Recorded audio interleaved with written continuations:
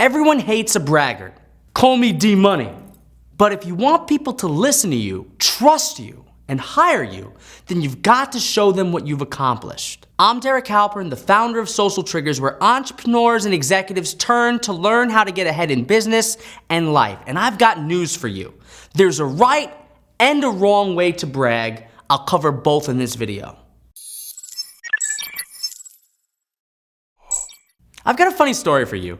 Back when I worked for a Fortune 100 company, I received a performance evaluation from my boss. She said I was doing everything extremely well, but she had a recommendation. She told me I had to work on my humility. Go figure. Now, don't get me wrong. Back then, I was an arrogant ass. I was too in your face. When I was right, I'd tell other people they were wrong. When I accomplished something big, I was the first to publicly pat myself on the back. Because I knew that if I wanted to get ahead in cutthroat corporate America, I had to take credit for everything I accomplished. And you know what? It was working. I got promoted in 6 months when other people waited 2 years or more. And I got a huge raise. But I was rubbing people the wrong way, and it was a problem. Now, the solution wasn't to stop bragging. In fact, it's a myth that if you're good at what you do, you don't need to tell people about it. You've got to tell people about it because no one else is going to do it for you. In a world where everyone is competing for the same jobs or the same customers, why would they? So if you know you're good at what you do, it's up to you to make sure people know about it. If you don't, then you risk not getting that raise when promotion time comes. Or you lose a customer to your competition because they presented themselves better. Don't let that happen. Question is, how can you brag without being a braggart? Research reveals that context is everything. I'll explain. A group of over 100 undergrads were given one of 4 versions of a script between 2 friends. Avi, who bragged about his A on the stats exam, and his friend. Half the group received a version of the script where Avi's friend raised the topic of the exam and either did or did not ask Avi about his grade.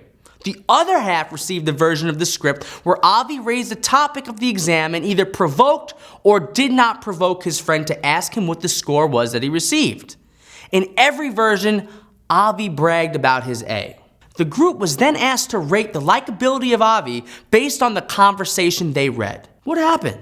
Avi was rated most likable and least boastful when his friend brought up the exam, regardless of whether or not he was asked about his grade. Avi was rated the most unlikable and the most boastful when he brought up the exam himself, but did not provoke his friend to ask about the grade.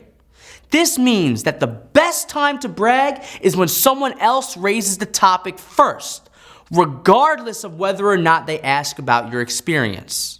But if you have to raise the topic yourself, then you must provoke the other person to ask a question before you brag. It's all about context. Bragging out of context makes you appear arrogant and big-headed. Bragging within context makes you appear more likable, credible, and trustworthy. Just take a look at this video. I bragged that I was promoted in 6 months when most people waited 2 years. I'm Derek Halpern. If I said that out of nowhere, you'd think I was being an arrogant show-off and probably X me out.